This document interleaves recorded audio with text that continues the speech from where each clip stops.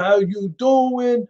Frankie Russo. How you all doing over at Facebook Live? And I'm also on YouTube Live. How's everybody doing tonight? This is Frankie Russo checking in. I don't want to stay on too late tonight. I always say that, but it's true. So I want to give you a check-in because I got just give you an update on what I'm going to be broadcasting this week. So pretty much quick sports. Yankees. We had a tough game today. We were 6-2 in the homestand. We had a very nice homestand. I'm just a little. I know we're in first place. We're doing well.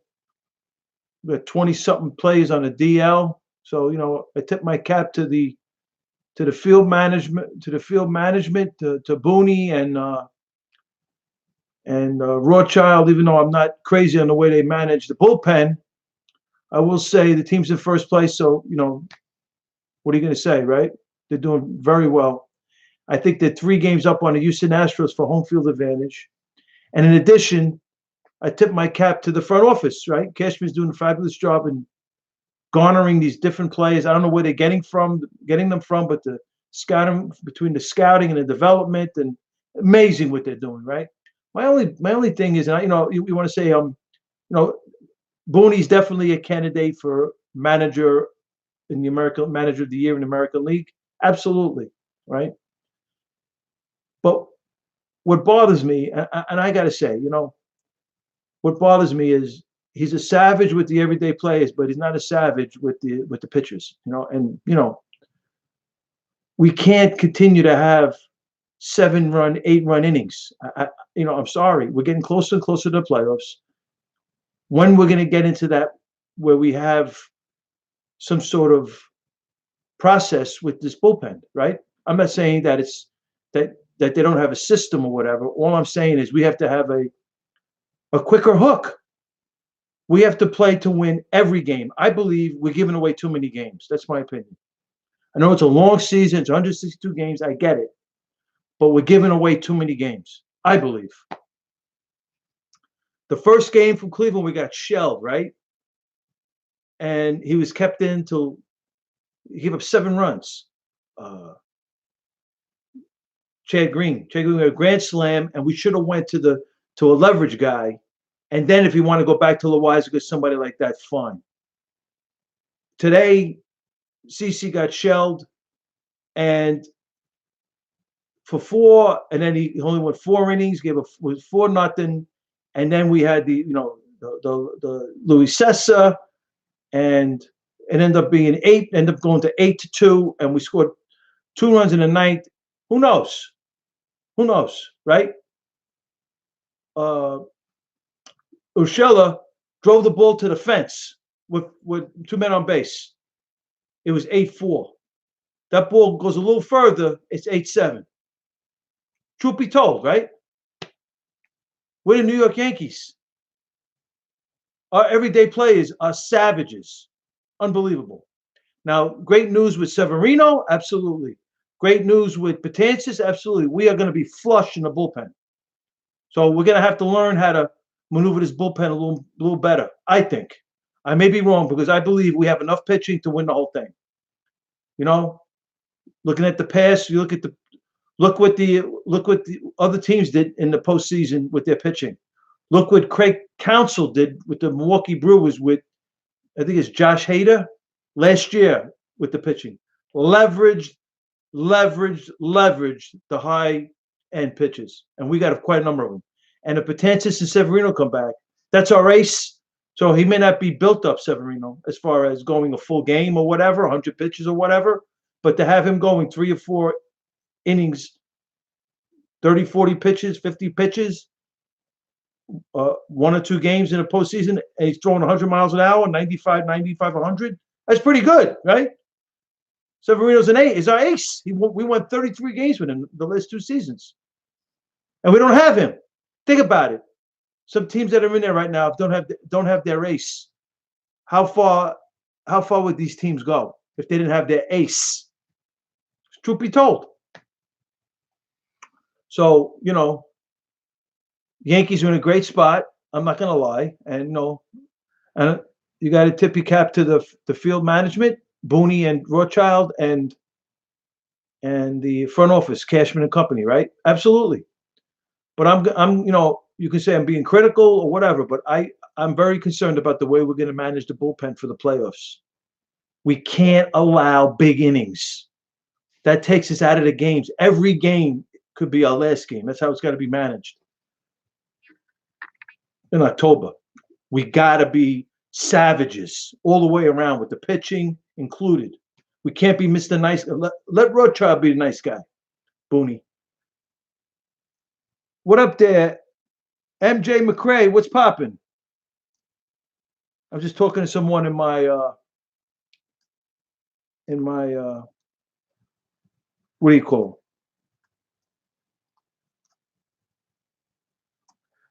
my YouTube live. I'm saying MJ McCray. What's popping?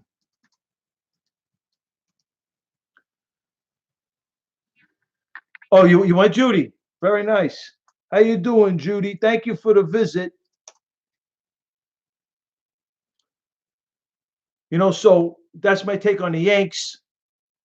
We're going West Coast now. We got the A's, we got the Dodgers and the Mariners. We come back to Oakland, back in Yankee Stadium. Not this weekend, next weekend. We'll be back in Yankee Stadium. I think it's a 9-game road trip. So that's that. Giants are getting ready. I'm gonna next week probably. No, the week before September 2nd. I think that's when the season. Let me see when the NFL the Giants' first game. Giants' first game is. I'm not sure. Giants' first game. Yeah, first. Let's see. I think it's September 2nd. It is. Well, I don't know. Oh, here's the schedule. Okay, wait. Just bear with me. My computer's slow. I got my laptop here. It's slow.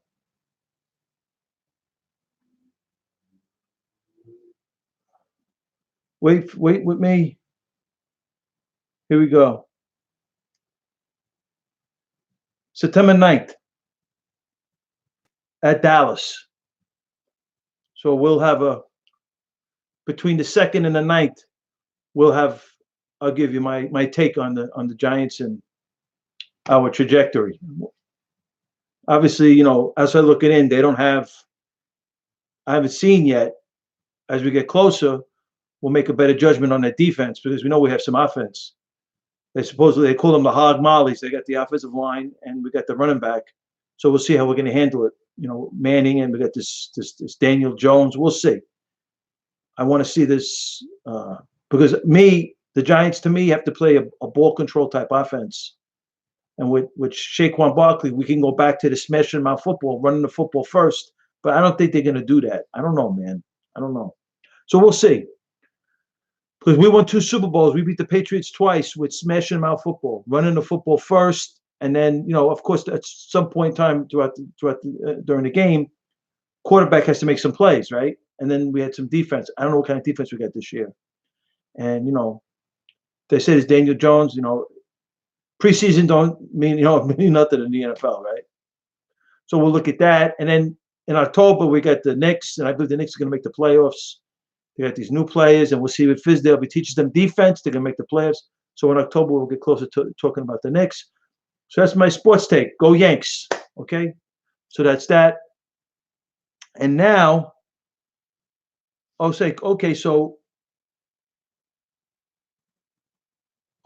MJ McCray, he's visiting me in YouTube Live. He originally visited me in my scope show. I had a scope show. I had almost 3 million likes on my scope show. I did over 1,000 hours on scope. It's the Periscope. It's the Twitter's version of YouTube. Okay. So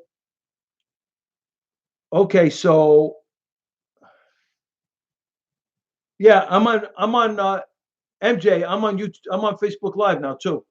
So that's my take. I'm just giving a little check in to MJ McCray. So I'm going to give you my disclaimer. So I'm not going to go deep into stuff. I got a few things. I'm just going to show, and we're going to move tomorrow. I'm going to pick my spots during the week. It'll probably be every day during the week. Outside looking in, no U.S. Congressional Oversight Committee, no International Atomic Energy Agency, no Joint Chiefs of Staff, no National Security Council, no access to classified docs, nor do I know anyone who's access to classified docs. Court papers, judges' decisions, peer-reviewed journal articles, and well-sourced, well-researched open-source articles. What we're searching for is a quasi-model, quote-unquote, statistical significance and a likelihood or probability. We look for trends, inferences, and patterns in the data, and then we attempt to conceivably reach reasonable, responsible conclusions. And by the way, we believe our conclusions are close. Classified information is the mean. We're within the standard deviation of the mean. The Russo disclaimer. So we put it out there. So now, first of all, here's the headlines for the Sunday paper. And this is, I like this paper. This is the Post, right? New York Post. Israel is right about them. Is Congresswoman Omar and Congresswoman Tlaib. And apparently, Israel's not letting them in. I wonder why, right? Because basically, and we've discussed this time and time and time again. At one point in time in the 90s, because I got that vector, I show it to you all the time, right? I got my vectors here. I'll show you my vectors. So this vector here, this is the vector that we have to be concerned about inside our country, right? It's from the poppy fields of Mexico to the streets of New York, right? So here. So it goes from the poppy fields of Mexico, right? San Antonio, Texas, Houston, Texas, parallel to the Cartesian coordinate system. It goes right into New Orleans, Louisiana. Up, right? Up. Through Macon County, Alabama. That's where the jihadi training camp was shut down by the FBI. That was the Sharaj Wahaj's son, the former unindicted co-conspirator in 1993 World Trade Center bombing, goes past Atlanta, Georgia, through Charlotte, North Carolina, into D.C., up through Philadelphia, into the streets of New York City, right? Right? Okay. So why am I bringing this up? Why am I bringing this up? Right? Philadelphia in the 1990s had the Hamas conference in Philadelphia, and that's where the beginnings of the investigation and the landmark case, the Holy Land Foundation trial, which was what these two congresswomen, that's where they're from. Congresswoman Omar and Congresswoman Tlaib are from CAIR, the Council of American Islamic Relations. And according to the Holy Land Foundation trial, CAIR, the Council of American Islamic Relations, in the 1990s was founded by Omar Ahmad Nahid Awad.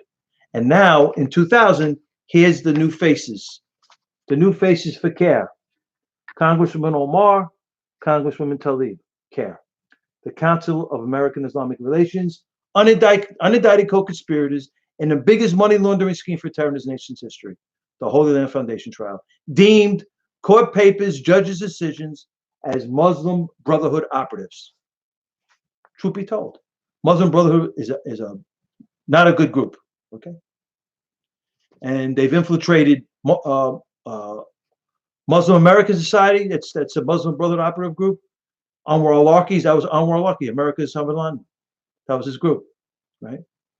Muslim Student Association, Muslim Brotherhood. Islamic Society North America, Muslim Brotherhood. North American Islamic Trust, Muslim Brotherhood. So, as she said, Congresswoman Omar said, they did something, talking about the horrific hit on the Twin Towers in September 11, 2001. And she said, that's how CAIR came about. Not true. A lie, right? CAIR came about in the 90s with Nihad Awad and Omar Ahmad. CAIR. They were very close with Anwar al-Awlaki. Yeah, unfortunately.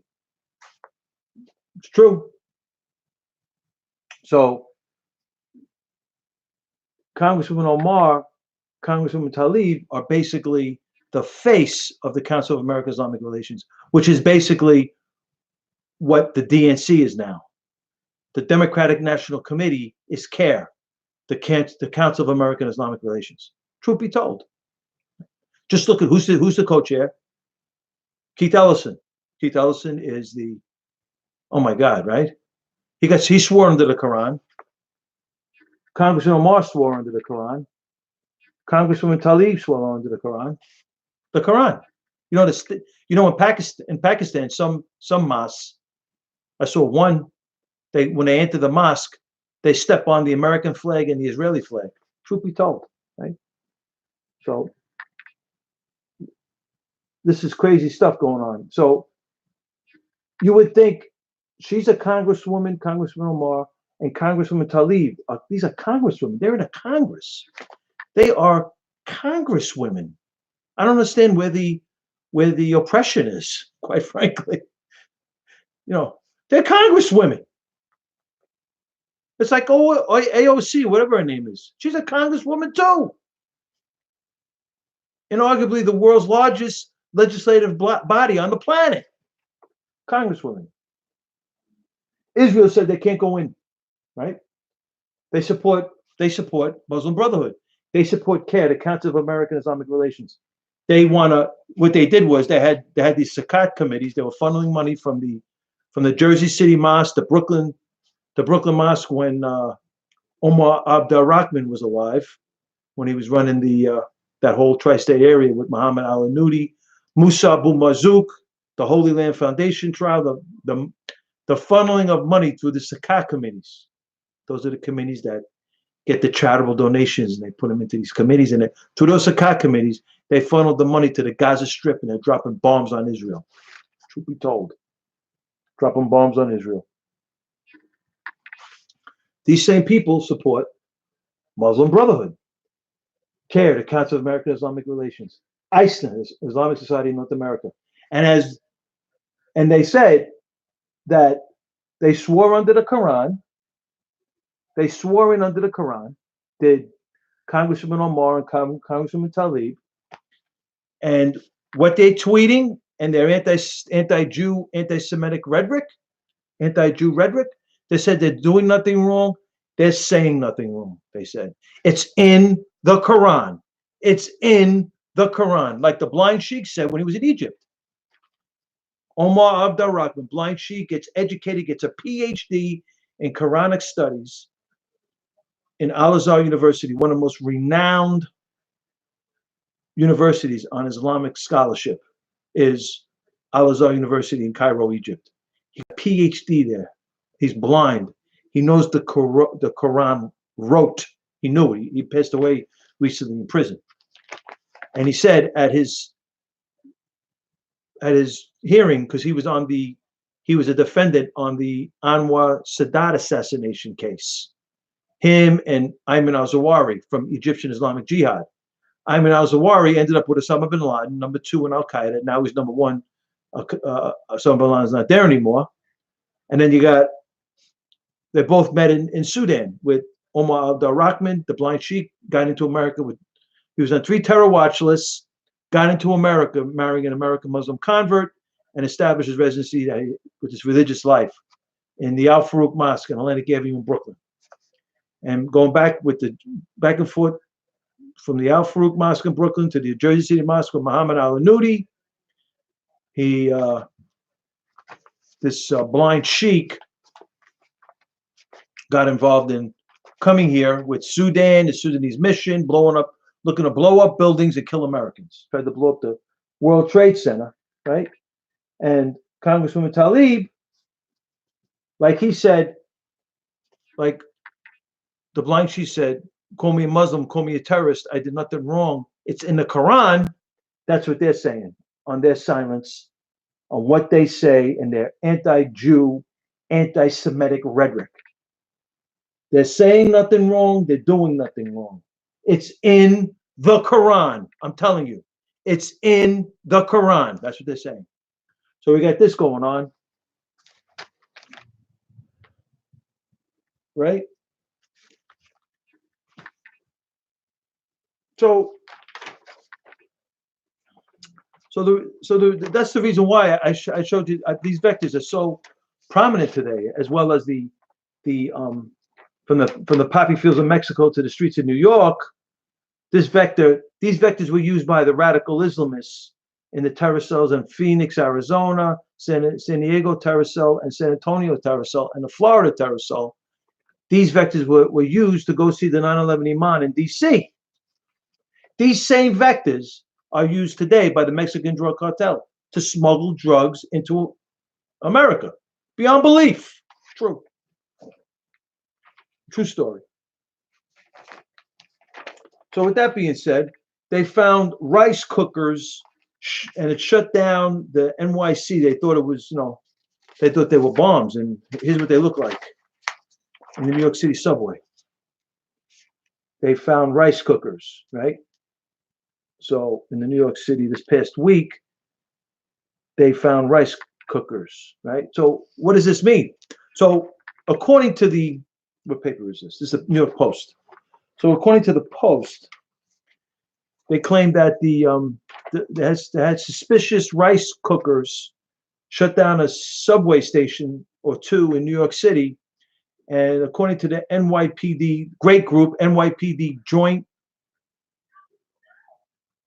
Terrorism Council, Joint Terrorism, amazing, right? The NYPD's bomb squad determined they weren't explosives. But let's be real and honest, right? Let's be real and honest, right? They shut the subways down. There were 3. Now, I'm not saying, hey, listen, we don't need to know everything, right? Let's say they weren't. They fixed it, right? They took care of it. Could be the case, right? If they told us, if the federales and the local law enforcement told us every threat that we were facing every day, the President of the United States went before, our great President, Donald John Trump, went before the American people, told us every day of every threat on this great nation. We probably wouldn't leave our house. Some people would probably curl up in a ball and just stay in bed all day. It'd be crazy, right? So why would this be the case here, where maybe they were, maybe they weren't? I don't know. I hate to be cynical but in this day and age, I have to be, right? I have to be cynical. I must be cynical. What up, MJ? I have to be cynical, right? So let's just say maybe they said they weren't explosive there. Maybe they weren't. Maybe there was, right? Why, if they dismantled it, why even have to tell us, right? That would create more of a stir, more of a scare, and that would cause a problem, right? So let's just keep things real, though, right? Somebody's placing these rice cookers, and the first thing that comes across is not good, right? So that's all I'm saying. Because we don't want to think. We don't want to think anything but, right? So we have the NYPD, they're great, amazing, right? They do a tremendous job taking care of this great city, even though we have a flimsy mayor, right? Oh my God, what a fugazi, what a fugazi. So these rice cookers, they shut down subways. They say it was precautionary. What are they going to say, right? And if it's true, what are we going to do? Just evacuate and leave. We got our experts here. If it's real, the NYPD Joint Terrorism Task Force will dismantle it, right? They'll send the bomb squad there and they'll dismantle it. Do we have to know? No, just get the hell out of the subway, right? That's when they shut it down, right? The less we know in these instances, probably the better, because it'll create a stir within the city. It'll be nuts. But the truth be told, these are signs. These are things you just cannot, you cannot overlook. Truth be told, rice cookers. This is what they look like. The rice cookers. 3 of them.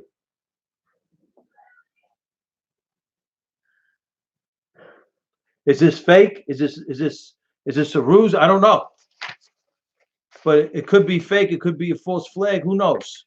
Or it could have been real, and they just dismantled it. They took care of it, and they just didn't want. We don't have. Some things we just don't have to know. Right? Some things we just don't have to know. All I'm saying, we're better off exercising on the side of caution. Right? I'm sorry being so cynical. I just have to be. I can't. I'm not there. I wasn't there with the bomb squad when we dismantled it, so I'm not claiming that I have incontrovertible truth, but I'm sorry. I have to be cynical. We're living in a time with There's a lot of deception. I'm sorry, you know. I'm sorry. So this past week or so, we went from attacks. We went from on the Frankie Russo show. We went from the New York Times' proclamation that there was a white Christian nationalist terrorist problem, which I found very hard to believe, comparing it to the global jihadi problem, which is, not even close. To me, these it's like they invoked the Mandalay Bay shooting, Stephen Paddock, and that whole thing. The report, the federales shut down the investigation based on all stuff coming out, open source rumors coming out. That was an Islamist hit in Vegas. We have the vectors going to the U.S.-Mexican border, like the shooting in El Paso, Texas, is right off the U.S.-Mexican border. I'm sorry.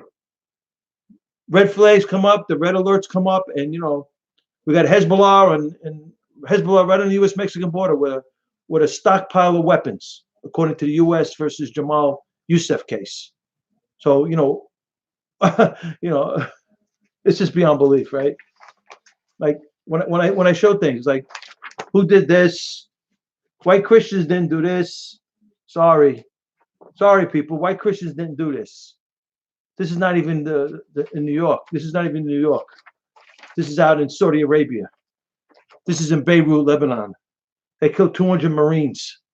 White Christians didn't do this either. There's a lot. They did a lot. The global jihadi movement. The New York Times compares the shootings in El Paso, Texas, to the jihadi global to the global jihadi movement. It's beyond belief. Right? Oh, here's the USS Cole. Here's the USS Cole. The USS Cole. This was right before September 11, 2001. This was done in the Gulf of Aden. The Gulf of Aden, right off the. We got the Red Sea going into the Gulf of Aden, into the Arabian Sea. So this was done right off Yemen. The Gulf of Aden. So I mean, doesn't make sense to me, the New York Times reporting. And this is what everybody's talking about, Antifa. And I don't know. I'm outside. I'm over here on my couch. I'm sorry. I have to be cynical. I am very cynical. Look at this. They look like radical Islamists to me. This is a picture of the Antifa group. They look like radical Islamists to me. Right? They might as well walk around with a burqa. You don't know who it is under there. Could be a chick, could be a dude. You don't even know what the hell, right? Yeah.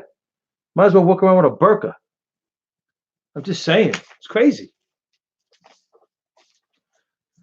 So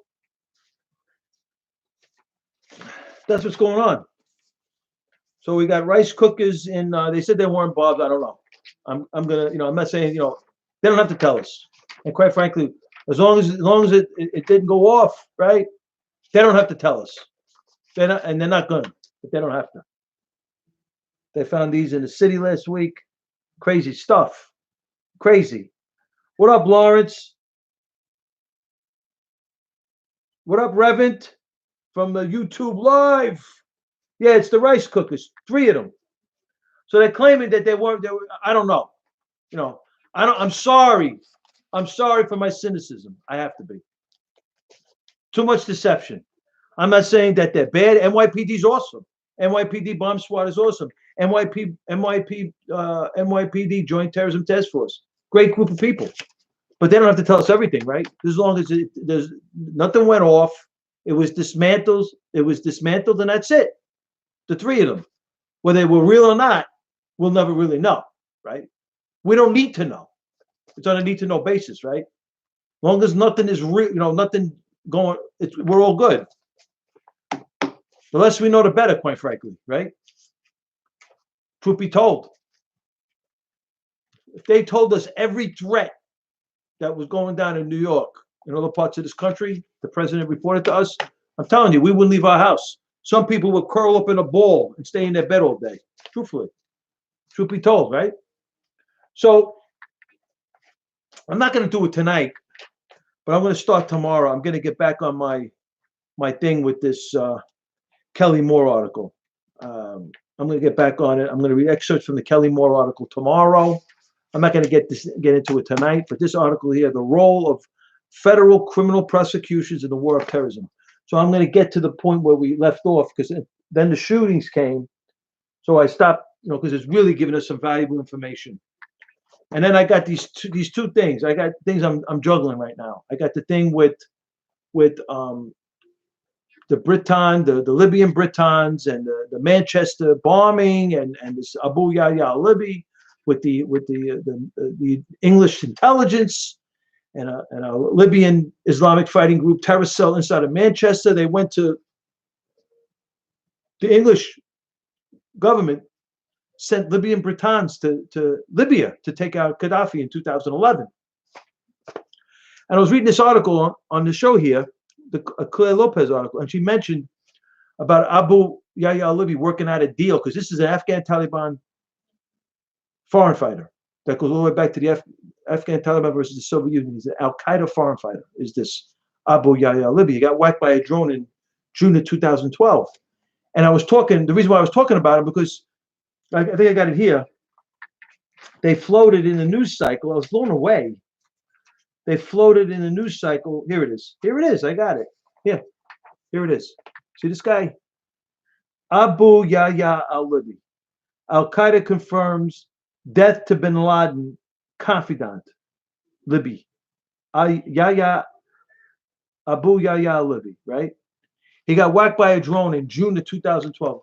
Benghazi was September 2012. So this was published by Reuters on its website, September 11th, 2012, 2:30 a.m. It's right here. It's right here. It's right here. It's right here. And Reuters. This is a Reuters article. Reuters down here. Reuters right down here. So I got this right off their website. So I know Libya is 7 hours ahead. So probably John Brennan, James Clapper, Barack Hussein Obama, Hillary Rodham Clinton, James Comey, right? Michael Morrell, Leon Panetta were all in the Situation Room watching the horrific hit on the Benghazi mission in September 2012. Because why are they floating this article? Because Ayman al-Zawahiri, the leader of Al-Qaeda, floated a video claiming that the Benghazi hit was the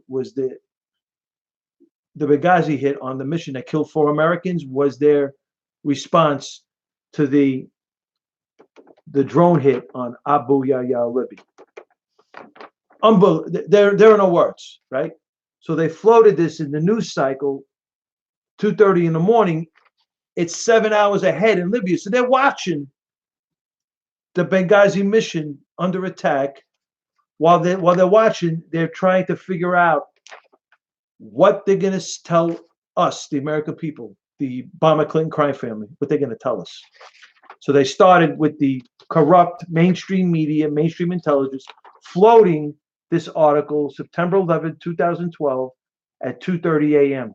Abu Yahya al-Libi. So I'm reading an article by Claire Lopez, tremendous 35-year CIA operative on the show here. And she's like, her and Philip Haney, the co-founder of the DHS, the Department of Homeland Security, they're like radical Islamist scientists. I mean, they're just amazing, right? I watch her videos. I want to get his book, Say Something, Philip Haney. He's amazing. And so she talks about Abu Yahya al-Libi and how he worked out a deal with the English government. She also mentions Noman Ben Oitman. I talk about Noman Ben Oitman from the Qualam Foundation. I didn't even know, because I saw him in the Qualam Foundation, and he was a radical Islamist. He goes all the way back to the Afghan Taliban versus the Soviet Union. He goes all the way back to the Pan-Islamic Summit in Sudan with Hassan Tarabi and Osama bin Laden and Omar al-Bashir, the whole gamut. And this guy now is part of this Qualam. He's the executive director of the Qualam Foundation. And Claire Lopez mentions him. I was like blown away. And he's like, the reason why I was so blown away about him was because of his bio was so, he was trying to pawn off his bio one way, like everything was, the timeline of his bio was really suspect, very suspect. When the events happened, he tried to make it pawn it off that because he was there, he was in Libya in 2011. 2011, he was in Libya. So, and that was the ouster of Gaddafi. So he tried to pawn it off, the ouster of Gaddafi, as something that happened in the 90s. He didn't put a date there, and it was very suspect. And I got a copy of it. It's really suspect. He changed his. I talked about it on my show, my Scope show, and he changed it since. He changed his bio. Yeah, yeah. So this is the guy that I'm very interested with this, because there's something floating around the open source with a British entrepreneur sending billions of dollars to Al Qaeda, Osama bin Laden, funding terror from Britain. True. I don't know. I'm that's an open source. So with that, plus the Manchester bombing, the Libyan Islamic Fighting Group, terrorist cell inside of Manchester. I had the vectors on my show, on my Scope show. I had the vectors. I got the vectors too. It's crazy. So I want to dig into that. I want to see about that. So this is what I'm looking to do next week. I'm going to finish this article. The Kelly Moore article, and we're going to finish it up. We went through the honey jar defendant, $100,000 in the honey jars. He became an informant for the federales, and they garnered an informant from the honey jar defendant. He led them to a Brooklyn illegal money transferring ring out of Brooklyn. It's called the Al Riani ring, and from the publication, the federales got a informant from the Al Riani ring, and that informant, the federales put him in contact with this Yemen Sheikh Mohammed Al Mawad, who was basically, he ended up getting in trouble with sending 20 million to Al Qaeda and 5 million to Hamas, getting his money from people from Brooklyn and Jersey City, Muhammad Al Anudi. So basically, this Al Riani informant was bringing names of money people in America, particularly in New York and Brooklyn and Jersey City, that is sending him money for the terror camps, because he's funding terror camps, this Muhammad Al Mawad, right? And the one individual, so he got names. This informant got names. He also got, one name he got was Abid Al-Fiji, who owned an ice cream parlor. This will give you an idea on how deep this is. That's why I get blown away with the New York Times article claiming there's a white Christian nationalist terrorist problem in America, and I think it's way off base. Quite frankly, I'm a white Christian. It's way off base, right? And then when I read articles like this, Abid Al-Fiji owned an ice cream parlor in Atlantic Avenue in Brooklyn. And then they gave him Brooklyn $21 million in his bank account on a corner. So you're eating a banana split, and the federales come in looking for Abid Al-Fiji. He's got $21 million in a bank account, sending millions of dollars to all these terror camps throughout, in about a dozen to at least 13 countries, funding terror camps. Because in order for these radical Islamists to get into the terror camps, they need a sponsor, and Muhammad Al Mawad, is the sponsor. So that's where I left off with this whole thing. And then we left off with this. However, during the same conversation between the Abid Al-Fiji, because the federales sent the Al Riani informant to Abid Al-Fiji, the guy with the $21 million in the bank accounts. What up, Lawrence?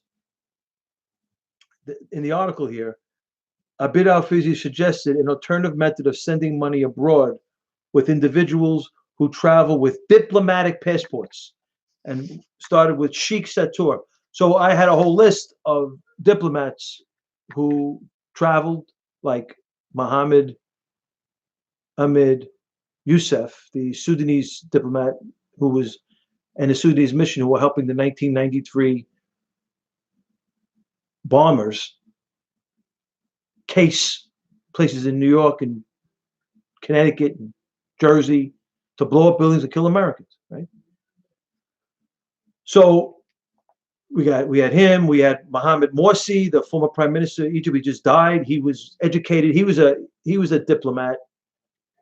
We consider him an American trained diplomat that ended up being the prime minister of Egypt, as was Mohammed Javad Zarif, the minister of foreign affairs of Iran, was educated in America as well. So he was American trained diplomat that ended up being he's involved in the 650 Fifth Avenue money laundering case for the building over here that was owned by the Shah of Iran. The mullahs took it over and they sent the dough to Iran, and that was a big case. They lost the building. The mullahs appealed it. They appealed it. They ended up losing the whole thing in 17, right? So we got those two, and then we had the one that met Mohammed Atta in Prague, the Iraqi diplomat. The general counsel of Turkey, that was the last individual that was with Ambassador Stevens, that the ambassador that was killed in the Benghazi attack. So that's 5. That's 5 that I have right now. So there's going to be a few more when I'm done, but I'm compiling a list and we're going to go over it. But that's where I left off with this article. I'm going to finish from that point this article tomorrow. That's my goal. Unless something dominates the timeline that's more interesting than this, I'm gonna finish this article, and then I'm gonna go to the Andrew McCarthy blind sheet prosecutor. I got the 1998 article on the 1993 World Trade Center bombing, and then I got his testimony, which I'm going to go over on the air as well, before a 2016 oversight committee, and he talks about radical Islamic terror. How the imams, the imams have a lot to, like the blind sheikh was the inspiration. They used the Quran to radicalize. So it's in the Quran. They use the Quran to radicalize these radical Islamists, truth be told. They use the Quran to radicalize these radical Islamists, truth be told. I know it sounds, it's true. It's true. So that's where we are. And then I'm thinking about this thing. I'm thinking about this. I'm toying with this Mohammed Abbas, known as Abu Mazen, providing financing for the terrorist attack that killed 11 Israeli athletes at the 1972 Olympic Games in Munich, Germany. I'm considering endeavoring into this debacle, quite frankly, of the PLO at the time. In the 1970s, it has gone. He has so far, because Mohammed Abbas right now is the prime minister of this Palestinian Authority Hamas group, and according to much published reports, he provided the funds to carry out the killings of the 11 Israeli athletes at the 1972 Munich Olympic Games. So I'm very interested in this because it never reached trial. And he's now the prime minister. And there were some world leaders, praised Abu Mazen as a man dedicated to peace. Some world leaders, beyond belief. Abu Mazen. So I'm considering doing some drilling down on that. And I got the other thing, this thing I'm really interested in. So I'm probably going to start with this. Al-Qaeda confirms. So Abu Yahya al-Libi, why is he in England, right? Why is he working with the English government, right? And then you got this Briton entrepreneur funneling money in the billions to Al-Qaeda, Osama bin Laden at the time, funding terror, beyond belief. I got to find out more about this. Who knows? Maybe the ISIS mayor is involved, Mayor Khan. Who knows? Maybe that ISIS mayor is involved, Mayor Khan, right? Yeah, I'm on Facebook Live. You're right, MJ. I'm on Facebook Live, and I'm on YouTube Live. You know what? Really, I'm just going over some things that are intriguing me right now. This one intrigues me. I don't know how true this is. You know, like I said, I got my Russo disclaimer, and then I have disclaimers too. I don't have. I'm not sitting on. I'm not some of these things. I'm not sitting on incontrovertible truth. I'm on my couch. But like I say, why this? I give you the reasons why I find this New York Times editorial piece, a white Christian nationalist terrorist problem, why I find it offensive, why I find it dishonest. I don't have incontrovertible truth, but I give you the reasons why I'm cynical of their reporting. I'm cynical of this editorial piece. And throughout the whole week, I gave you many reasons why. I'm sorry. I'm suspicious. It's on El Paso, Texas. Dayton, Ohio. They didn't have a motive in Dayton, Ohio, right? El Paso, Texas is right off the border. Then they mentioned Mandalay Bay. That made me be more suspicious. Mandalay Bay, I got the fourth crime scene, the U.S.-Mexican border. The federales shut down the investigation. I'm even more suspicious. I'm sorry. I'm cynical. I don't believe mainstream media, mainstream intelligence. I just don't believe it. I'm sorry. So now I got this other one here, right? I found this on the open source. I don't know. This is a doctored up, this photoshopped. I don't know. Sealed. It's a sealed in the U.S. United States District Court for the District of Columbia, holding a criminal term. Grand jury sworn July 9th, 2018. They got this Monica Witt. They got her for so they assigned a judge, indicted. Monica Witt is indicted for conspiracy to deliver national defense information, conspiracy delivering national defense information to representatives of a foreign government, conspiracy to commit computer intrusion, aggravated identity theft, aiding and abetting terrorism. I'm assuming, right? So this dealt with the Islamic Republic of Iran, claiming that this Monica Witt is an Iranian spy. Now, here's Monica Witt. Here's Monica Witt. Here's Lisa Page. They look like the same people. I don't know, man. I don't know if this is true. I don't know how true this is. Here's Monica Witt. Here's Lisa Page. Here's Monica Witt. Here's Lisa Page. Here's Monica Witt. Here's Lisa Page. I don't know how true this is.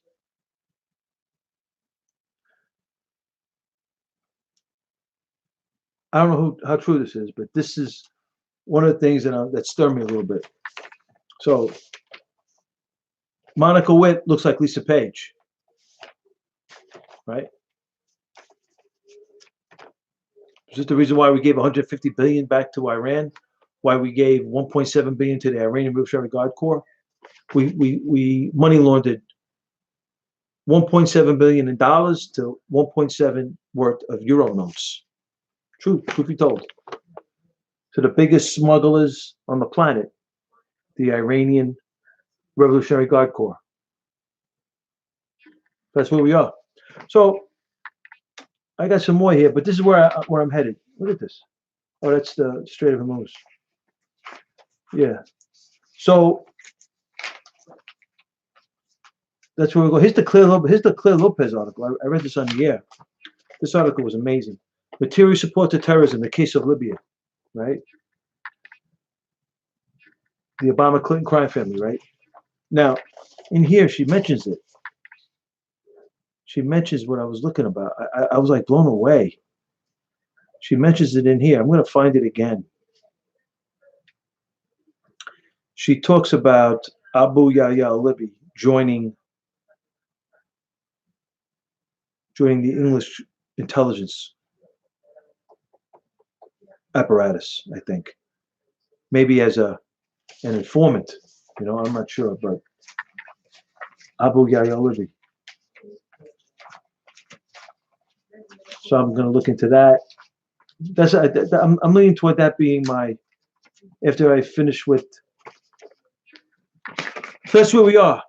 So I don't know, man. Tomorrow we'll kick it. We'll get into the finish up the Kelly Moore article, and then we'll take it from there. I'll have a better idea when we see what's in the news cycle this week. What I'm going to talk about after the Kelly Moore article. So we have these rice cookies. They look like bombs, right? They said they weren't bombs. I don't know, man. I'm sorry. I'm not saying they're lying. I don't know. I don't have incontrovertible truth, but this is what I'm sorry. I'm just so cynical, right? They could be real, and they just deactivated it, right? Shut it down. So we don't have to know. Nothing's going to happen, and everything's good, right? The less we know, the better, because it would create if that was real, if these were real and they weren't able to control it, and something horrific happened, it would be horrific. So this is the reason why we need the border, right? This is why we need the border wall. And I talk about this all the time. Here's the vectors. This is why we need the border wall, because, right, here's the poppy fields, right? So there's poppy fields over here, right? Mexico. That's the big thing, right? Then you got radicalism, human assets. You got weapons, money, drug money, right? Drugs flowing from the U.S.-Mexican border to the streets in New York, right? So the U.S.-Mexican border, poppy fields in Mexico to the streets in New York, right? There's that, and then we got to worry about with the civ over here on the U.S.-Mexican border. We got to worry about some sort of a weapon with some nuclear capability coming into the country, and we not knowing where it is. That would be horrific, right? That's just as bad as Iran proliferating, putting miniaturized nuclear warheads on their long-term ballistic missiles, right? Now, I'm not sure what kind of range they got. I'm not certain, but I know this much. There is evidence that North Korea does exchange technology, missile technology, with Iran, and they have range. The North Koreans know missiles, and they have range on their missiles. That's in not the NIA report, the Defense Intelligence Report, Defense Intelligence Agency, when Lieutenant General Michael Flynn was the director in 2013. So this is the reasons why we got to lock this border up. God forbid we get a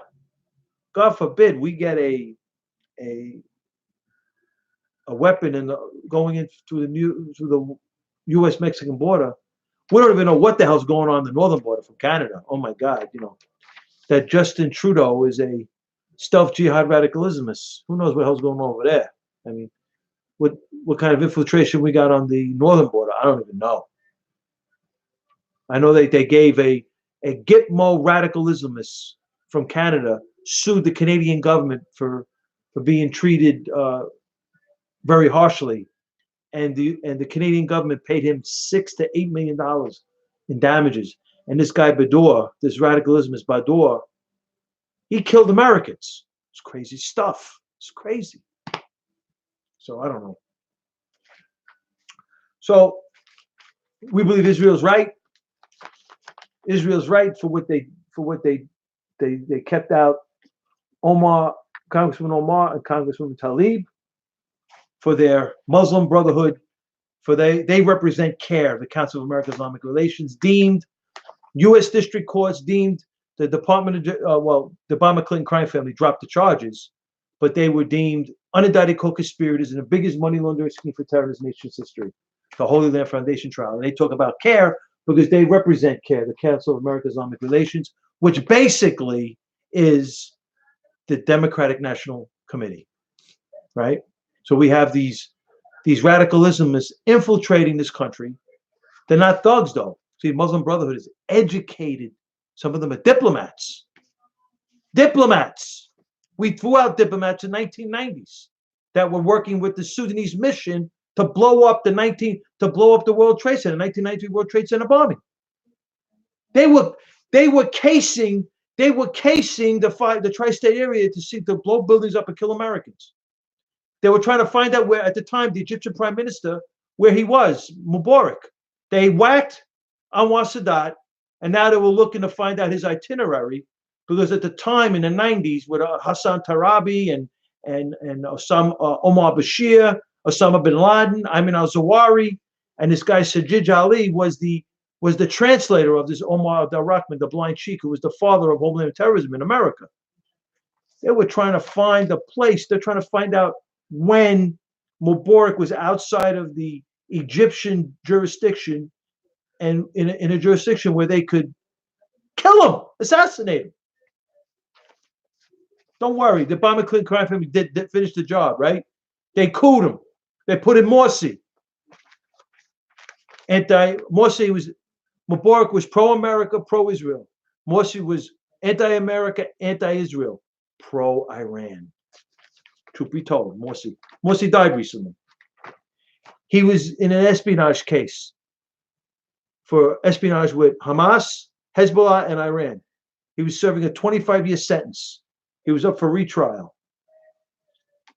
Thank God he got couped. Sisi and the Israelis couped him, apparently. So we're gonna get into the articles on Kelly Moore to give you more. I want to give the. This is Kelly Moore was just to give you an idea. She was over 10 years an assistant U.S. attorney. She headed up in the DOJ, I think, if I'm not mistaken, in the DOJ. She headed up the Violent Crimes and Terrorism Department. Woman, the cases that she brings into this article, it's a peer-reviewed journal article, a Lewis and Clark Law Journal article. The cases she brings up in these articles, honestly, she knows all about it. So, yeah, here it is. Right. She was the chief of the Violent Crimes and Terrorism section in the U.S. Attorney's Office. Kelly Moore. Great article. I read maybe a third of it on the air. I'm going to read the excerpts. I'm going to finish it up tomorrow because I want to move on. And I'll bring you some pictures, some other pictures, because I hate to show these pictures, but I have to because maybe people to show you that, right? Did a white Christian do this? USS Cole. I didn't even bring in the America stuff, right? Beirut bombing. 200 Marines were killed. Did a white Christian do this? This is in Saudi Arabia. The Khobar Towers attack killed men and women of the United States Armed Forces. Did a white Christian do this? Come on, man. No, the New York Times was saying that we have a white Christian nationalist terrorist problem, comparing it to the global jihadi problem. Are you serious? How dishonest is that?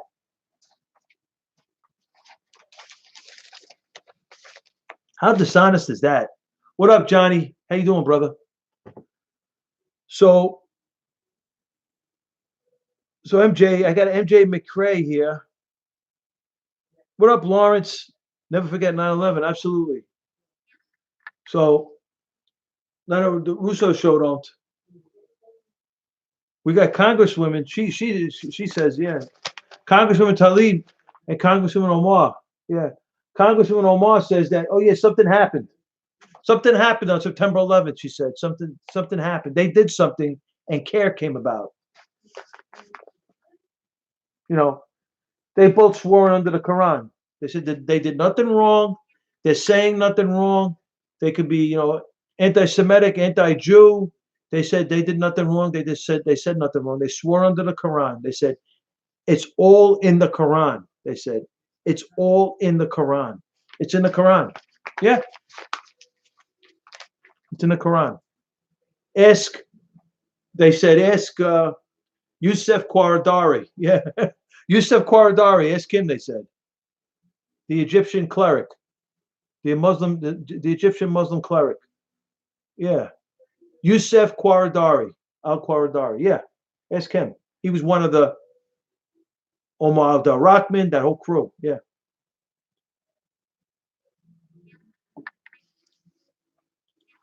They got thrown out. They're not Saudis. My lefty friends, oh, the Saudis. Yeah, there's some Saudis that are loonies. I'm not saying no. There's some that are loonies. right? Well, I got to roll off a list that's not Saudi, and I was heavily involved in 1993 World Trade Center bombing and the horrific hit on the World Trade Center, the September 11th. I can name a lot that weren't and that are involved in and that are from the trigger points outside of America that were involved in here. Because understand something, when they came here, this is why we need a border wall, right? We have yet to really hold that down. We really haven't. We got to put a foot. President Trump, in all due respect, I mean, I'm a Trump guy. I've been a Trump supporter since he came down the escalator. If President Trump was the president, we'd have a fortress on the U.S.-Mexican border. 17 years ago, we'd have a fortress over there, and a cockroach couldn't cross from Mexico to America without us knowing about it. That's how tight it would be. But we got the lefties, the loonies, the lefties, the loony lefties, and everybody else. I'm in the middle to the right. I lean to the right. I'm not gonna lie. I don't front over here. But anyway, that's where I am. So I'll see you all tomorrow. I'm getting out of here. I'm going to shut this down. I'm on for an hour. It's too long. It's about, 11:30? I'm going to shut it down. See you, Lawrence. Thank you for the visit. I'll be on tomorrow. I'm going to try to, I don't know if I'll be on tomorrow night because my schedule is getting all whacked out. So I'll probably be on tomorrow night. But then my schedule is going to change, though. I don't know. So I have to do it in the morning. But I'll do my broadcast, but it's going to change, I think. We'll see. I'll let you all know. I'm still thinking about it. Okay, y'all. So Frankie Russo, thank you all for the visit. God bless you all. Thank you for the visit. John, MJ, Lawrence, holding up the chat. God bless you all. God bless you all in the rooms, in the Facebook live room, and in the Facebook live room, and the YouTube live room. Thank you so much. Thank you for the visits. God bless you all. God bless the men and women of the United States Armed Forces. Thank you for your service, man. Thank you for providing me with the freedom that I love. One of the things I love to do is broadcast. And I thank you so much. God bless the men and women of the United States Armed Forces. Absolutely. God bless the greatest country on the planet, America. God bless America. God bless our great country. And God bless our great president, Donald John Trump. This is Frankie Russo. I'll see you all tomorrow night. I'll be on tomorrow night. Right? Absolutely, John. I'll see you all tomorrow night. This is Frankie Russo coming at you. I'll be on tomorrow night, Eastern Standard Time. Yankees are not playing tomorrow night, so I'm definitely coming on the air. This is Frankie Russo, and I'll see you. I'll see you in the future. This is Frankie. I'm going to do it again because I got YouTube live. This is Frankie Russo, and I'll see you in the future.